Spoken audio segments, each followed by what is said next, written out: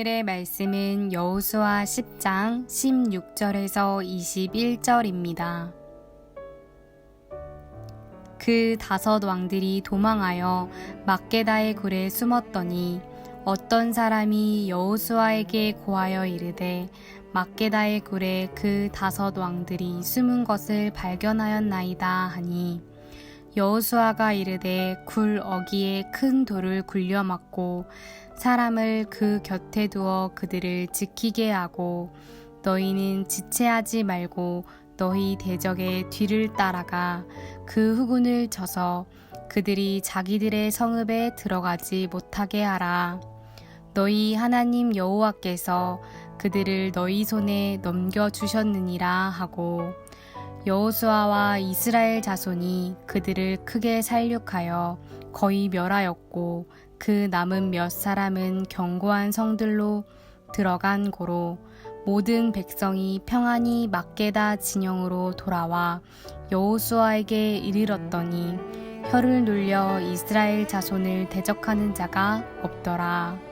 아멘.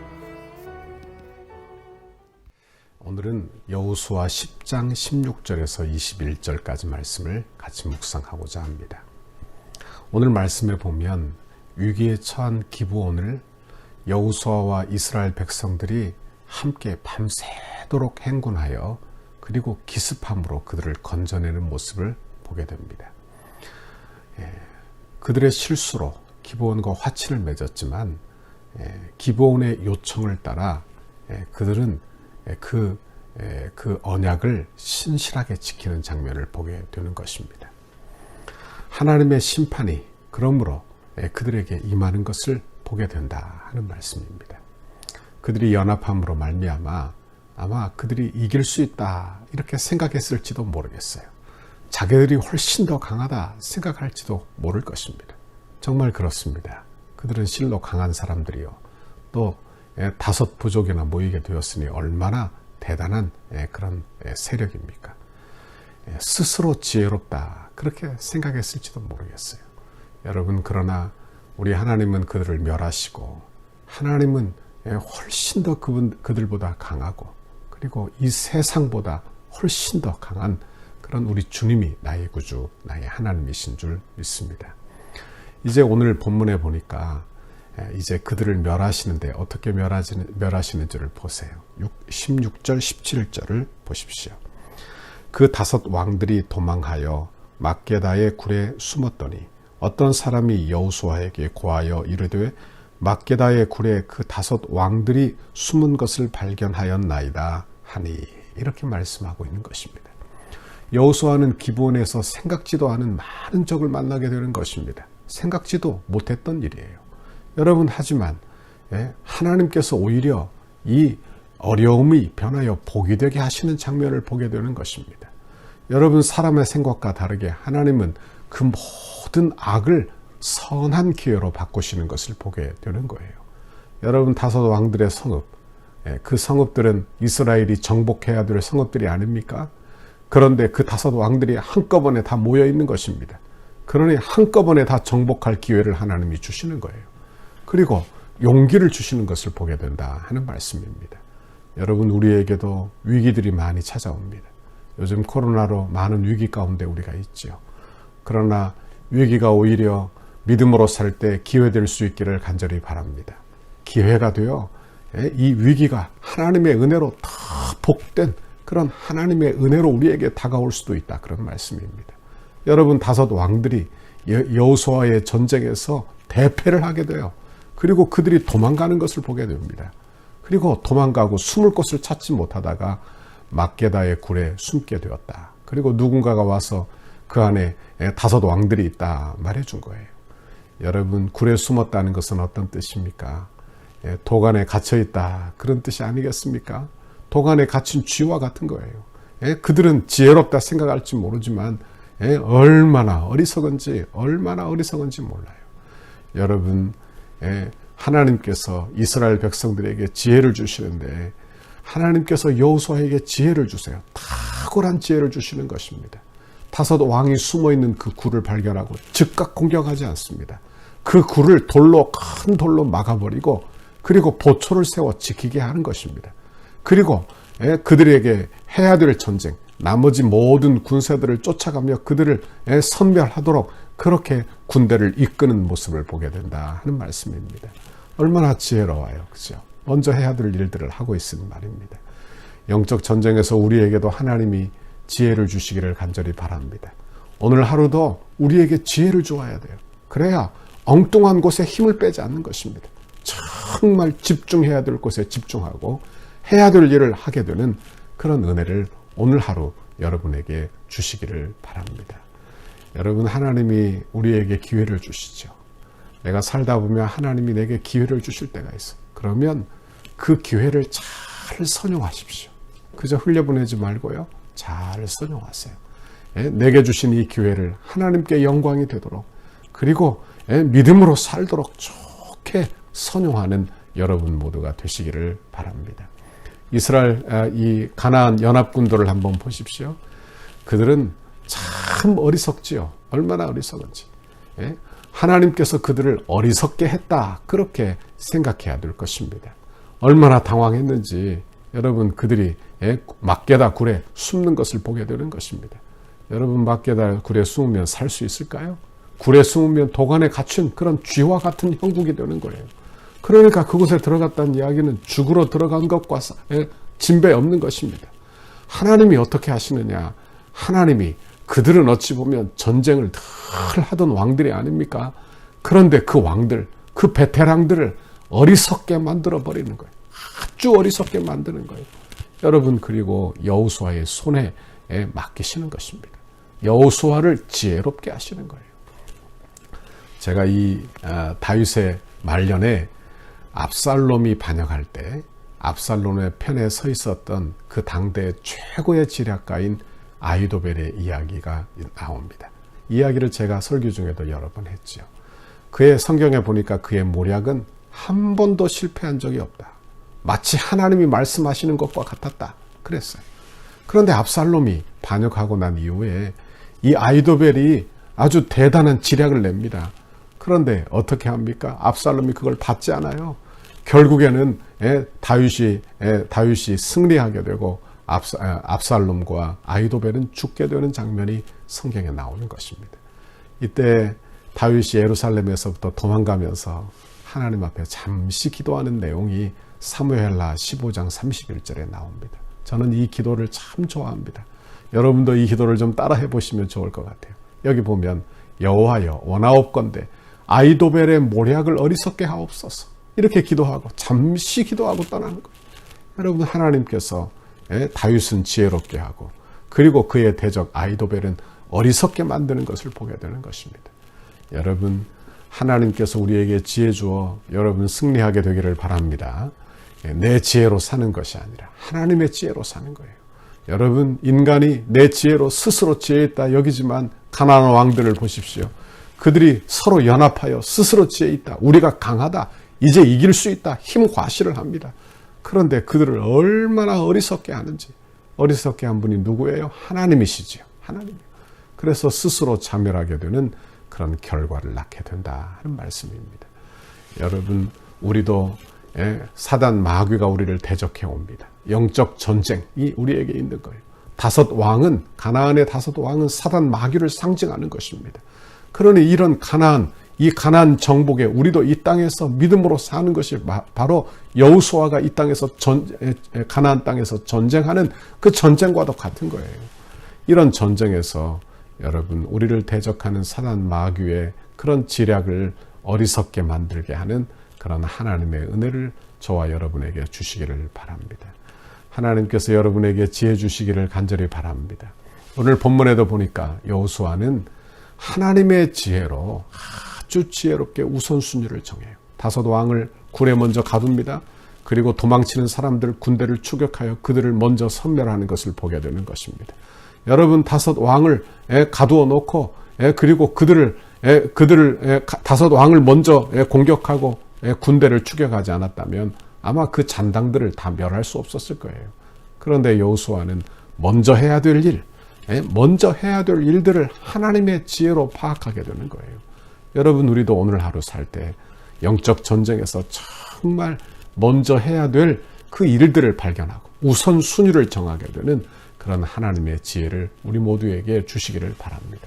여러분, 하나님의 지혜가 없으면요, 엉뚱한 곳에서 힘을 뺍니다. 엉뚱한 사람 만나서 힘을 빼게 되는 거예요. 그러니 그렇게 신앙생활에서는 안 되는 거예요. 우리가 직장생활을 하든 가정에 있든 우리가 교회에서 신앙생활을 하든 우리가 이 땅에서 살 때 하나님의 지혜가 그래서 필요한 것입니다.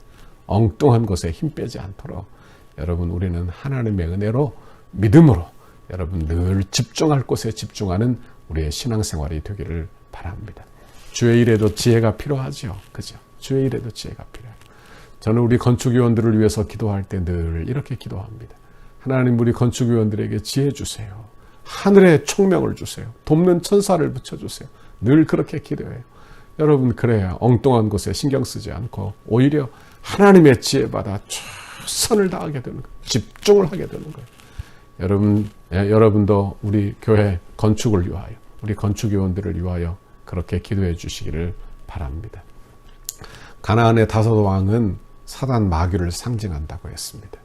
그들을 굴에 가두어 놓았어요.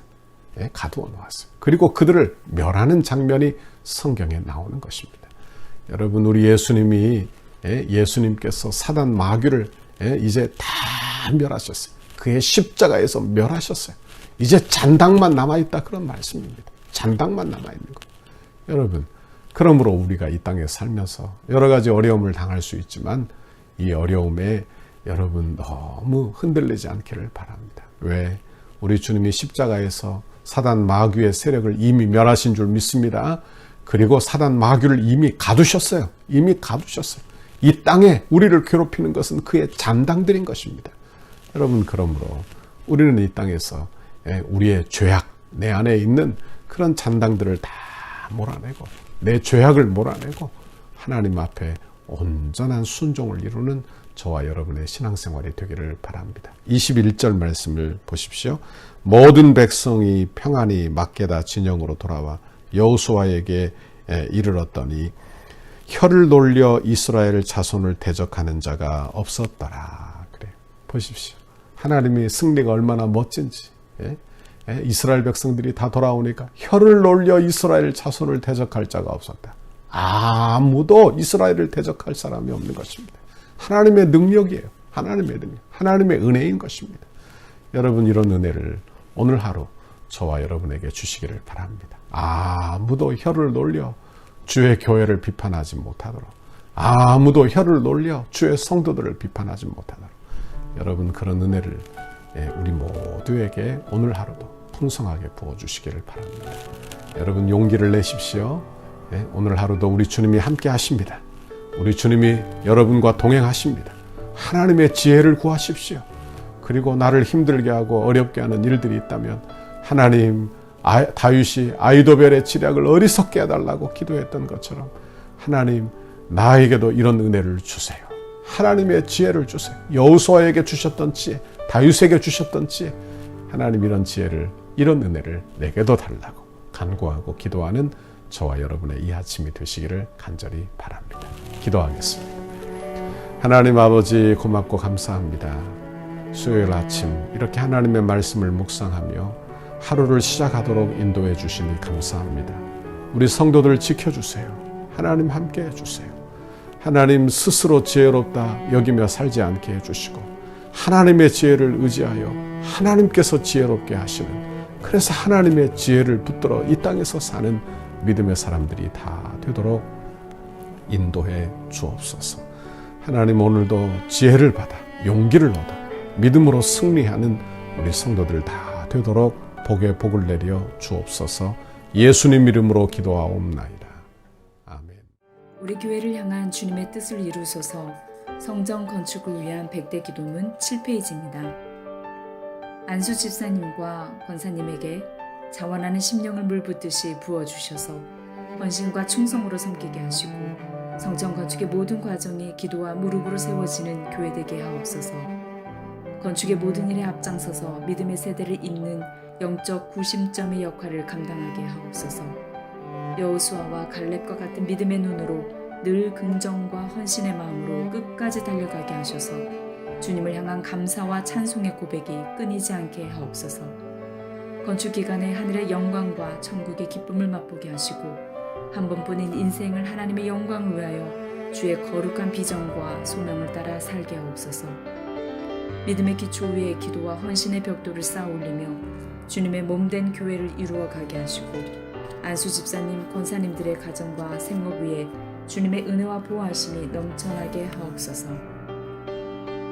8페이지 월요일 건축의 앞장선 지도자를 위해 함께 기도하시겠습니다. 건축을 위해 가장 앞장서서 섬기시는 건축위원장 장로님께 영육간의 강건함을 주옵소서. 기도하는 내용마다 충만하게 응답해 주시고 실무를 감당할 때마다 돕는 일꾼들을 허락하옵소서. 기초를 닦고 뼈대를 세우며 공간을 아름답게 채워나가는 모든 과정에서 건축위원회와 모든 업체를 잘 조율할 수 있는 지혜와 지도력을 주옵소서. 시대를 읽는 통찰력과 통전적 사고, 다음 세대를 볼 수 있는 눈, 그리고 작은 일을 보는 눈도 주옵소서. 맡겨주신 일을 끝까지 감당할 수 있는 건강을 주시고 가정 가운데 은혜와 사랑이 충만케 하셔서 거룩한 일에 앞장서는 은혜가 있게 하옵소서. 주님께서 건축위원회와 소위원회의 머리가 되시며 위로부터 임하는 지혜와 지식과 능력으로 충만하게 하옵소서. 건축위원장을 중심으로 건축위원들의 마음이 온전히 하나 되게 하시고 감사와 자원하는 심령으로 맡겨진 소명을 넉넉히 감당하게 하옵소서. 건축위원들에게 갑절의 영감과 최고의 전문성을 주셔서 덕수교회 건축이 한국교회사의 한 면을 장식하게 하옵소서. 하나님께서 맡기신 건축을 위해 충성을 다하게 하시고 디자인과 실내 장식, 시공과 감리에 대한 탁월한 지혜를 주셔서 덕수를 대표하며 지역을 섬기는 건축이 되게 하옵소서. 건축위원들에게 섬김의 마음을 주시고 세밀한 부분까지 살펴 건축의 모든 과정이 순적하게 진행되게 하옵소서. 건축 과정이 소위원들 모두의 기쁨이 되고 날마다 기적을 체험하는 은혜가 있게 하시며 모든 과정이 부담이 아닌 축복임을 깨달아 늘 감사한 마음으로 진행하게 하옵소서. 소위원들에게 건축에 관한 이해력과 지식을 주셔서 모든 일이 물 흐르듯이 은혜롭게 진행되게 하시고 비전과 통찰력을 주셔서 향후 펼쳐나갈 교회의 사역들을 지혜롭게 준비하게 하옵소서. 소위원들이 하나 되게 하시고 시공과 감리를 잘 조정하며 공사 현장을 잘 관리하여 모범적인 건축 현장이 되게 하셔서 경제성, 실용성, 기능성을 살린 아름다운 건축을 이루게 하옵소서. 실무를 감당할 때 성실과 희생, 모범을 보이며 기쁨과 평안으로 잘 감당케 하시고 아주 작은 부분까지 하나도 놓치지 않게 하옵소서. 개인의 주장이나 이기심이 조금도 틈타지 못하도록 늘 기도하며 겸손한 마음으로 섬기게 하옵소서. 예수님의 이름으로 기도합니다. 아멘.